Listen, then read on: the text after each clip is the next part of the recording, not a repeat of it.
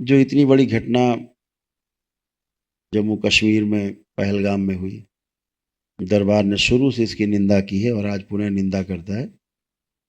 ऐसे दुष्टों को और ऐसे हत्यारों को कड़ी सजा मिलनी चाहिए और दरबार इस घटना की निंदा करता है।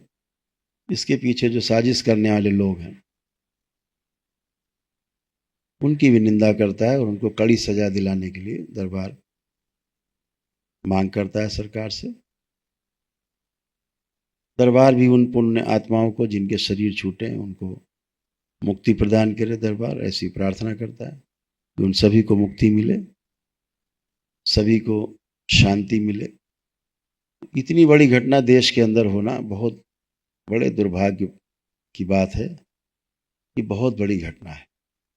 इतने निर्दोष लोगों को पूछ पूछ के कि धर्म के नाम पर कि तुम्हारा धर्म क्या है, तुम्हारे, तो ऐसे हत्या करना, जबकि सत्य तो ये है कि कोई किसी का धर्म तो अलग अलग होता नहीं। इस देश के अंदर धर्म एक ही है, वो सनातन धर्म है।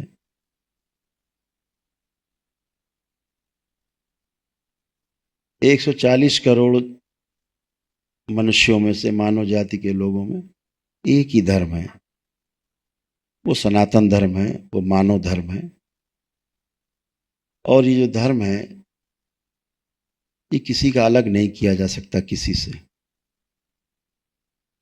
मानव धर्म का अर्थ है कि मानव धर्म का मतलब है कि प्रत्येक मानव एक है। एक किस मामले में है? प्रत्येक मानव सुख चाहता है। कोई मनुष्य हो, गोरा हो, काला हो, कम उम्र का हो, ज्यादा उम्र का हो, कोई भी हो, तो सभी में सुख की चाहत है। और ये जो सुख की चाहना है, कितना भी आदमी को मारो काटो, उसकी सुख की जो चाहना है उसको आप उससे अलग नहीं कर सकते। तो जो चीज जिससे अलग ना की जा सके वही उसका धर्म है।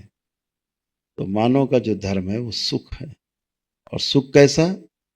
ये निरंतर सुख बना रहे, हमेशा सुख बना रहे, ऐसी प्रत्येक मानव की चाहना है।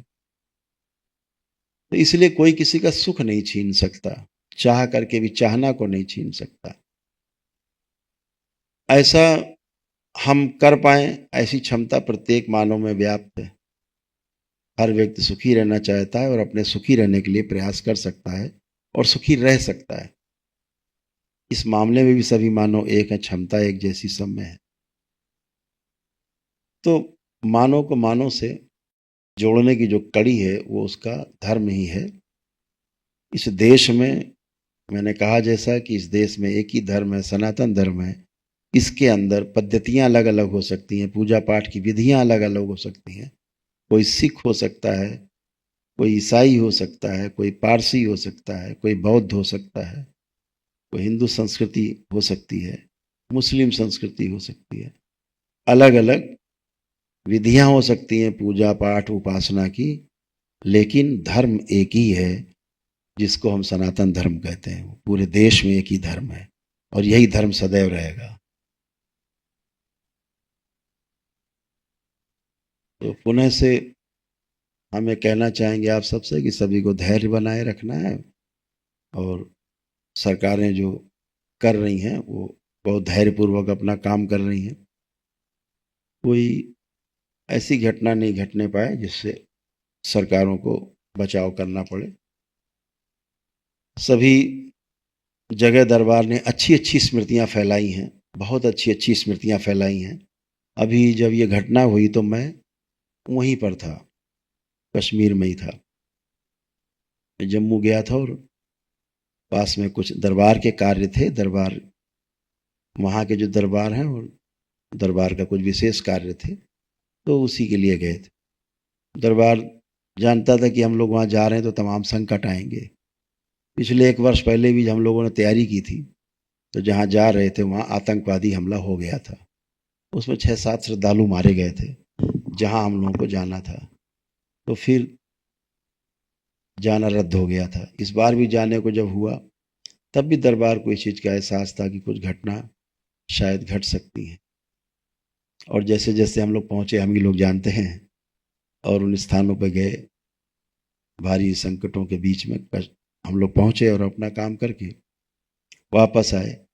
हम लोग गाड़ी में बैठ के पहलगाम जाने की चर्चा कर रहे थे रास्ते में, फिर हम लोग पहलगाम ना जा कर के उधर, और हम लोग आ गए पठानकोट में।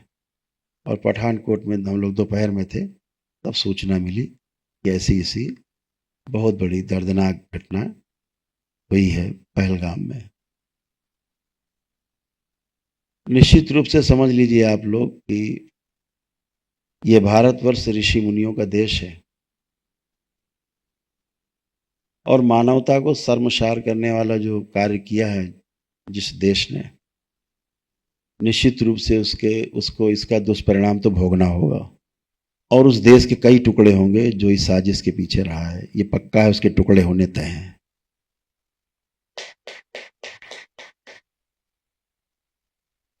जैसे बांग्लादेश अलग हुआ, वैसे कुछ और अलग होने को है। दरबार बहुत स्पष्ट देख पा रहा है कि इसका दंड उस देश को भुगतना पड़ेगा। ये ऋषि मुनियों का देश है, ये भारत देश है। और मैं तो कहता हूं कि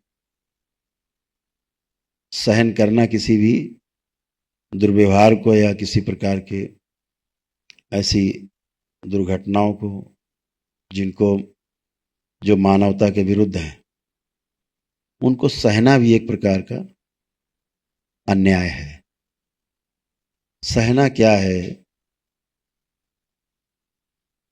जहां मानव मानव को सुख दे और उसमें थोड़ा सुख अपना कट रहा हो तो चलो ठीक है, वहां पर सहन किया जाए। लेकिन जिस तरह से घटनाएं हुई हैं वो बहुत अच्छी नहीं हुई हैं, और हम सभी इससे बहुत व्यथित हैं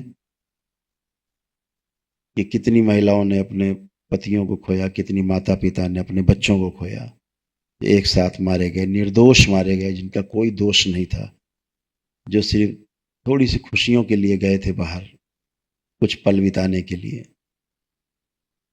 और लौट करके लाशें उनके घर में पहुंची, परिवारों में। सोचिए क्या उनका, कैसे उनको झेलना पड़ा होगा इस दुख को। तो परिवार, जितने भी ऐसे परिवार हैं, दरबार उन सब परिवारों के इस संकट की घड़ी में हमेशा साथ है और हमेशा साथ खड़ा रहेगा। और उनकी मुक्ति के लिए भी दरबार प्रार्थना करता है, और उनको शांति मिले ऐसी कामना करता है। हम सभी लोग जो आतंकवादी हमले में हमारे देश के जो नागरिक हैं, जो बच्चे हैं जिनको कत्ल किया गया, उनको शांति मिले, इसके लिए 2 मिनट का हम सभी लोग मौन रखेंगे, खड़े होकर के अपने अपने स्थान पे 2 मिनट के लिए मौन सभी लोग रखेंगे।